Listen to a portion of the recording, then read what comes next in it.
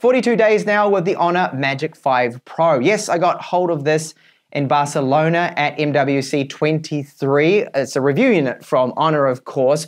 And in those 42 days, is it a phone that I can recommend? Well, I'm going to go over all the good, the bad, and the ugly with this model here, so you get a good overall idea of exactly what to expect with Honor's new 2023 flagship phone. So included with your nice new shiny Honor Magic 5 Pro, you will find a clear TPU case, fits the phone perfectly, Type A to Type C USB cable, our Honor supercharger that is 66 watts, and then a SIM tray tool. Now I've covered most of this with my hardware preview, so I'll just run over it very quickly. We have a glass back, glass on the front that has a slight curvature to it, metal frame. The phone's build quality feels excellent. It is very good, and I like this curvature to where we have our 3 cameras on the rear. So all 3 of them are 50 megapixels, but the main sensor does have a very fast and bright f1.6 aperture, which is great to see. Housed within this, we have a large battery, so it's 5,100 milliamp hours with this model. We've got 50 watt wireless charging, and of course the 66 watt charging there too with it. So the phone does have this pill cutout in the upper left-hand corner. We've got a 12 megapixel front-facing camera, and then it does have time of flight camera there for that 3D face mapping, so super secure. Now, when I unlock the phone and then look at it, it unlocks, and it is very quick, super accurate. Really do like it. The fingerprint reader, this is a ultrasonic one, and it does work really well. No problems with it. So we have an LTPO OLED screen here, 120 Hz, HDR10+, peaks at 1800 nits, 6.81 inches, and the bezels aren't too bad. Curvature here to the screen. I do wish it was flat, but the bezels on the side are not bad at all, and we have reasonably small top and bottom bezels. It weighs 219 grams and is 8.8 millimeters thick, and we do have an IP68 dust and water resistance too with the phone. So you can see on the right hand side we have metal volume up and down and power buttons, and the location of them is very good, so I can easily get to that power button there to unlock it. Now there are 3 microphones in total with this phone. So there's one where the camera module is, one at the top and one down below. So antenna lines right here, IR transmitter, and here we do have part of the loudspeaker, which is within the earpiece. Down the bottom, you'll see, well, SIM tray here, so it takes 2 nano SIMs. Type-C port that is USB 3.1 with video out. It just does clone display. There is no desktop mode with it. And our loudspeaker. So it runs Android 13, and we do have their MagicOS 7.1. I am on the latest patch here with this version that they did send out for me. This review unit does have 8 gigabytes of RAM, you can see, with an extra 5, which is basically caching, page file system, but they call it Honor RAM Turbo. Now the screen resolution, it's 1312, so it's not quite 1440p, but you don't really notice much of a difference there. And we do have a security patch level of February the 1st, which is not bad at all. Snapdragon 8 Gen 2, so everything is very fast. Touch response, great. The haptics, not a bad little buzz that we do get from this particular phone. It's very good. And the MagicOS 7.1 here is great. The performance, very fast, smooth gestures here, and just doing some multitasking is great. The performance of it does have a lot of extra features. However, I really wish it had an apps drawer with it. It doesn't have that option when you go into the home screen settings. Feels a little dated now, the UI. I just wish they would add this and maybe modernize it a little bit. It's starting to show its age a bit. But of course, it's all very smooth and fluid, and which is what I love about this, is how fast everything really is. Even when you go into all your photos and everything, you really do not see any caching, any loading, slowdown, or any problems thanks to the UFS 4.0 storage it does have, which is very quick. Now, under the display settings, you will see here we do have a lot of different options. So you can, of course, go through the scaling, color temperature. You can adjust that if you want. I've kept it on the default, which is vivid for this OLED panel, 120 Hertz. But you can do this. You can put it onto 90 Hertz, and that is that sweet spot for battery saving, but still remaining fluid, and it doesn't feel choppy and laggy that 60 Hertz nowadays does. if you're so used to 120, that is, when you lower it down to save on that battery life, you don't really have to do that because you can just use 90, which is great. Now, I wish more manufacturers would do this because most just give us 60 or 120. That is it. So in here, there is no option for DC dimming. But because it's got such a high pulse width modulation, we don't need it because I don't see any banding, any flickering, any issues whatsoever. And the 1800 nits holds up really well in direct sunlight, and being an OLED screen, you can make out everything and send your text messages, WhatsApp, and use your phone just fine, even in direct sunlight. So there's a couple of things to point out with the camera system here.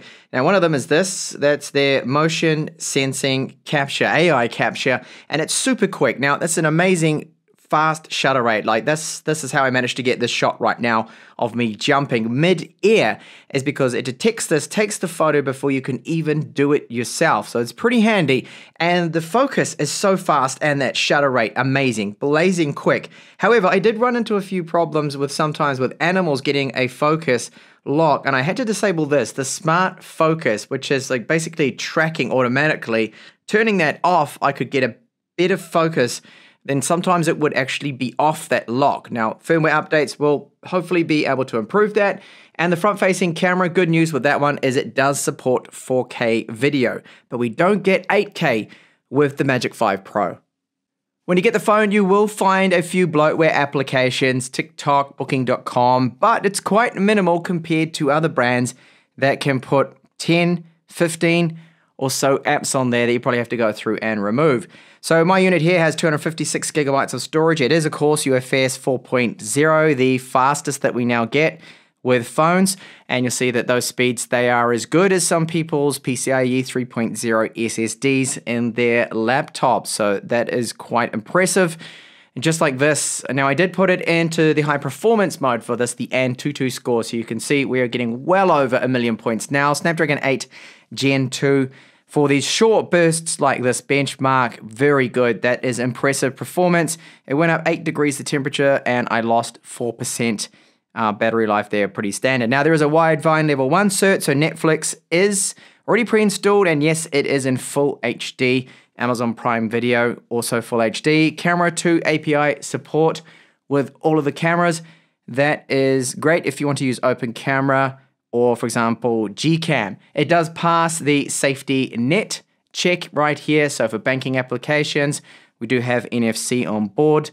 And battery run time. So this is running at the highest resolution, highest refresh rate. And like all other phones I review, you can check out those reviews. A fixed battery benchmark test here. Went for 9 hours and 7 minutes. That's the result. Realistically, with that resolution, that high brightness screen and 120 Hertz, you're looking at about 7.5 hours of screen on time, which is standard. It's nothing amazing. Even though it does have a large capacity battery, I expected a little more out of this. It is that resolution and refresh rate taking its toll there a bit. So to charge from 4% to 100% with the 66 watt charger took 1 hour exactly, 60 minutes. So that's not exactly blazing fast compared to some other phones out there that can fully charge in only 15 or 10 minutes or so. We've now got 120 watt charging, 240 watt charging, but still around about an hour or just under an hour is okay in my books. It's not too bad. Then the stress test that I ran here is a 20-minute loop of a very demanding gaming benchmark. And what I saw was it did throttle down just over 30%. Now that is similar to the also powered Snapdragon 8 Gen 2 powered Galaxy S23 Ultra will throttle down to about this level. And you can see at the 6-minute mark is where the scores there take a bit of a dive. That is when it triggered the throttling, and then it just maintained that constant performance. The lowest loop score isn't too bad. I have seen worse, but I do wish it didn't throttle as bad as it does right now. You can see the frame rate there went from 11 frames per second to 27. Maximum temperature was 43 degrees Celsius. That's the chipset, but I have felt the phone itself get up to 48 degrees after gaming for long periods. So of course there is no 3.5mm headphone jack. It's 2023. If we went back quite a few years, then we would have that, but hey, it's gone. Now loudspeaker down the bottom, loudspeaker at the top. I'm gonna play a track now at 100% volume. These loudspeakers, they're good. They got a decent amount of volume to them, some mids in there. Overall, I don't really think anyone's going to be complaining about them. So here's that track at 100% volume.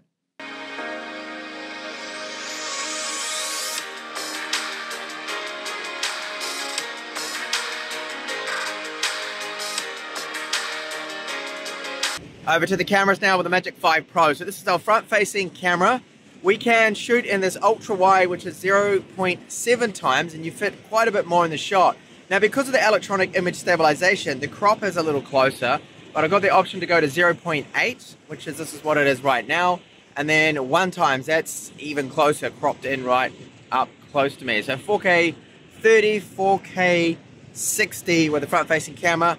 Really good to see this option because so many other brands, especially brands from China, are dropping and don't even use 4K with their front-facing cameras, only 1080p. Now you can see it might be overexposing a little bit the sun. So it's early morning here, around about 9:30 in the morning, and it's difficult conditions with all that light behind me, so tough for a front-facing camera sensor. Main video now, so 4K 30, 4K 60. There is no 8K option like we do get with other Snapdragon 8 Gen 2 flagships, unfortunately. Now we've got optical image stabilization with the main camera here. Just going to jog ahead, testing out that stability. Now note that with 4K we do have a recording limit of 15 minutes. So I'm going to just zoom into, this is the Iron Tower right at the top. Coastal defense is actually built so they could warn the town against pirates that would come and raid here. So that's 4 times. And go to 10 times zoom. I'll just bring it back now to our main camera, and we can shift over to the ultra wide with its electronic image stabilization. Now I don't typically see panning judder with this phone, which is good. It seems to be slightly improved, almost non-existent with the Snapdragon 8 Gen 2 in my experience with also other Snapdragon 8 Gen 2 powered phones. Now audio bitrate is 256 kilobits per second. You should be able to hear a lot of noise with those waves crashing against the coast here. Overall, not bad at all video quality for 4K. So you're probably asking, can it take a good photo? It can. This is a macro shot, looks really great. This other shot here of a flower does show that the f1.6 offers great background blur, and more shots that I've been taking over the last 42 days of using this phone here. And this one here too of my breakfast one day that I went out. I think it came out really well. The colors, the blur, this is the front-facing portrait mode, selfie, lots of detail there, turned off all the beautifying. So this is the main camera here, so that 50 megapixel main camera, and now 3.5 times zoom, and then over to the 10 times zoom. It starts to lose a little bit of detail, but still not bad for 10 times zoom. And this shot I took in Barcelona while I was there, the ultra wide. So if you want to see more photo samples, including low light, please check out my camera comparison that I have a dedicated video with the Magic5 Pro versus the Galaxy S23 Ultra and the iPhone 14 Pro. Gaming performance, this is pretty obvious, this one, that yes, with the Snapdragon 8 Gen 2, 8GB of RAM, it does perform well. Genshin Impact with the top settings, 60 frames per second. It occasionally has a few frame dips. Now, after around about the 8-minute mark, you notice the performance does drop down a tiny little bit. It goes from around 60 frames per second to then 50, 51, about there, and it's not bad at all. So good gaming performance. Is it the absolute best? No, but it's still one of the better ones and really good for gaming. For all of those titles that are in the Play Store, they're going to run just fine on the Magic5 Pro. Overall, this is a great all-rounded phone, and a lot of people focus most of their attention on the cameras, the camera performance, right? Well, check out that camera comparison because it really does go head-to-head with the iPhone 14 Pro Max and the Samsung Galaxy S23 Ultra, and it really offers a lot. That bright screen, the 120Hz refresh rate, the 3D face unlocking, so much better. It's fast and it's safe and super accurate compared to 2D face unlocking, which you can easily fool with just photos of people. Well, not the case here with this one, of course. And then those 3 cameras. I love the main camera, the fact that it's got a super quick shutter rate.